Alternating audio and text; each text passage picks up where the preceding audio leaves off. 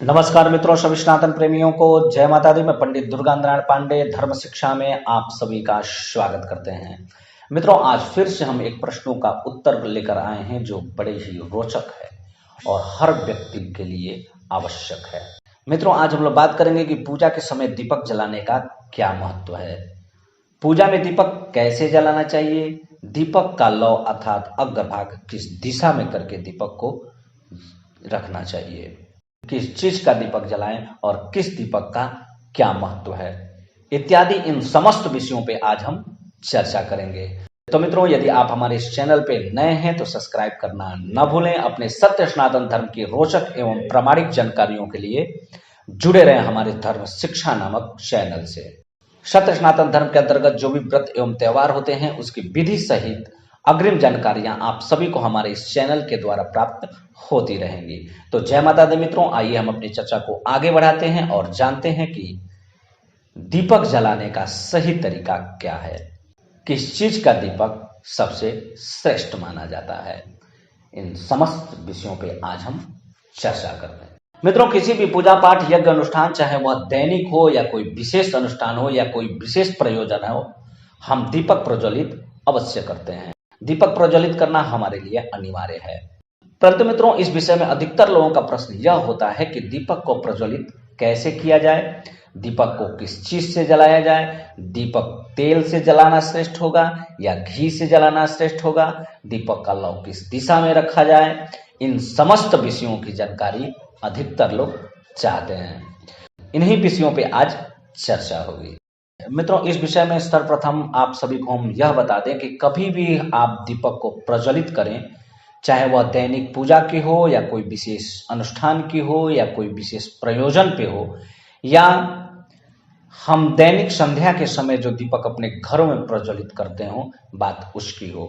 हम कभी भी दीपक को प्रज्वलित करके बिना आसन धरती पे न रखें। सर्वप्रथम हम धरती पे कोई धातु पात्र रखें या थोड़ा चावल का पुंज रखें और उसके ऊपर ही दीपक को रखें। डायरेक्ट धरती पे कभी भी दीपक भूल कर भी न रखें, क्योंकि ऐसा करने से धरती माता रुष्ट होती हैं और हमारे अंदर बल और बुद्धि की कमी होती है।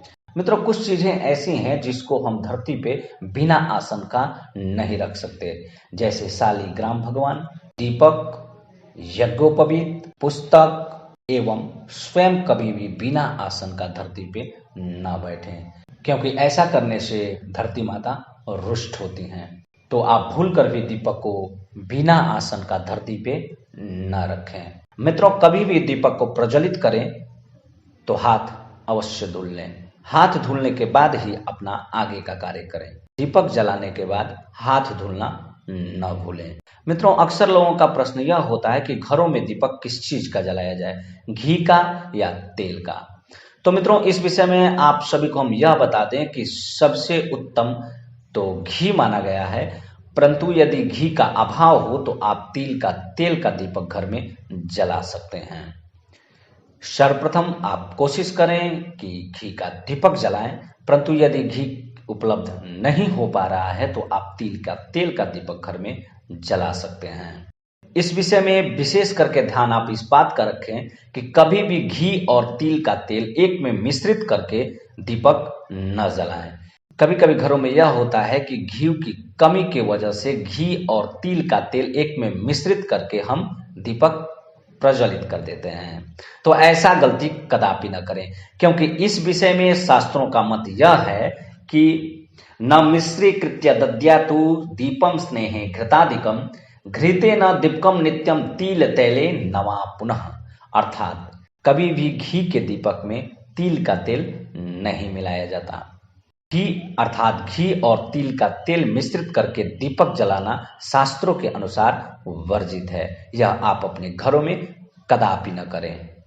मित्रों, इसके बाद दीपक के संबंध में अगला प्रश्न लोगों का यह होता है कि दीपक का जो अग्रभाग है अर्थात दीपक का जो लौ है उसको किस दिशा के तरफ करके रखा जाए। मित्रों, इस विषय में सबसे श्रेष्ठ दिशा पूर्व दिशा माना गया है। दीपक का लौ, दीपक का अग्रभाग यदि आप पूर्व दिशा के तरफ करके रखते हैं तो वह सबसे श्रेष्ठ माना गया है। आप दीपक के लौ को पूर्व या उत्तर दिशा की तरफ करके रख सकते हैं। इस विषय में शास्त्रों का कथन यह है कि पूर्वे धनदम प्रोक्तम, दक्षिणे धननाशनम, पश्चिमे आयुर्हानिश्च, उत्तरम आयु वर्धनम। अर्थात मित्रों, पूर्वे धनदम प्रोक्तम अर्थात पूर्व दिशा के तरफ करके यदि हम दीपक के अग्रभाग अर्थात लौ को रखते हैं तो वह धन धान सुख समृद्धि को देने वाला होता है। परंतु वही लौ यानी दीपक का अग्रभाग यदि हम दक्षिण दिशा की तरफ घुमा के रखते हैं तो वह धन धान्य को नाश करने वाला होता है। दीपक के अग्रभाग अर्थात लौ को यदि हम पश्चिम दिशा की तरफ घुमा के रखें तो वह आयु को हानि करता है, परंतु वही दीपक का लौ उत्तर दिशा की तरफ घुमा के रखें तो वह आयु में वृद्धि करता है।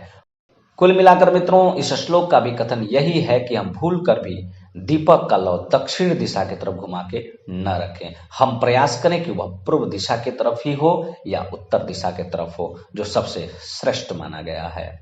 इस संबंध में कभी कभी मित्रों आलस में कहें या जल्दीबाजी में एक बहुत बड़ी भूल अक्सर लोगों से हो जाती है।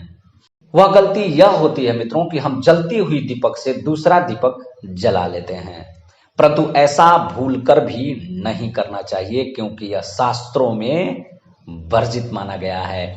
ऐसा करने से तमाम प्रकार की परेशानियां उत्पन्न होती हैं। इस विषय में शास्त्रों का मानना यह है कि दीपेन दीपम प्रज्वाल्य दरिद्री व्याधिमान भवेत्। अर्थात मित्रों, दीपक से दीपक को जलाने वाला व्यक्ति रोगी होता है और दरिद्रता को आमंत्रित करता है। तो इस बात का भी ध्यान रखें कि कदापि दीपक से दीपक को न जलाएं। एक बात और मित्रों जो ध्यान में रखने वाली बात है कि दीपक को कभी भी मुख से फूंककर न बुझाएं, क्योंकि ऐसा करने से धन धान्य और लक्ष्मी की हानि होती है।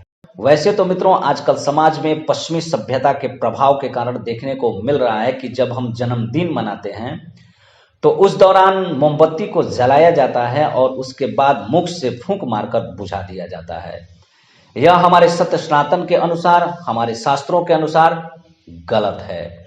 हमारे शास्त्रों में अग्नि को मुख से फूंक मारकर बुझाना गलत माना जाता है। तो मित्रों आप भूल कर भी यह गलती न करें, कभी भी मुख से फूंक कर दीपक न बुझाएं। इस बात का ध्यान रखें। यदि आप अपने घरों में दैनिक हो या किसी विशेष प्रयोजन पर आप इन तरीकों से दीप प्रज्वलित करते हैं तो यह धन्य धान और ऐश्वर्यादि को देने वाला होता है। हम इन छोटी छोटी बातों पर ध्यान रखकर अपने घर को सौहार्दपूर्ण सुख समृद्धि ऐश्वर्य आदि से संपन्न बना सकते हैं। तो जय माता दी मित्रों, ऐसे ही सत्य सनातन धर्म से जुड़ी रोचक एवं प्रामाणिक जानकारियों के लिए जुड़े रहें हमारे इस धर्म शिक्षा नामक चैनल से। यदि आपके मन में कोई प्रश्न हो तो आप कमेंट बॉक्स में अपना प्रश्न अवश्य रखें। हम प्रयास करेंगे कि आपके प्रश्नों का उत्तर संतोषजनक दे सकें।